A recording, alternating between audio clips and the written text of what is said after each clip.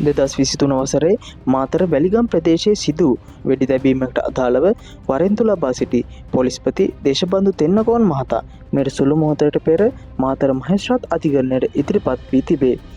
අදාළ සිද්ධිය සම්බන්ධයෙන් මාතර මහේස්ත්‍රාත් අධිකරණය ලබා දුන් නියෝගය ක්‍රියාත්මක කිරීම වළක්වාලමින් අතුරුතහනම් නියෝගයක් ඉදිරිපත් කරන්නයි දේශබන්දු තෙන්නකෝන් මහතා ඉදිරිපත් කළ රිට් පෙත්සම විභාගය නොගෙනම නිෂ්ප්‍රභ කිරීමට අභියාචනාධිකරණය පෙරේදා තීන්දුව කළේය. ඒ අනුව දේශබන්දු තෙන්නකෝන් මහතා වහම අත්අඩංගුවටගෙන අධිකරණයට ඉදිරිපත් කිරීමට පියවර ගන්නා ලෙස අභියාචනාධිකරණ විනිසුරු මඩුල්ල විසින් අපරාධ පරීක්ෂණ දෙපාර්තමේන්තුවට නියෝග කළේය. එවැනි පසුබිමක 2025 මාර්තු 19 වන දින පෙරවරුවේ ඔහු මාතර මහේස්ත්‍රාත් අධිකරණයට ඉදිරිපත් වී තිබේ.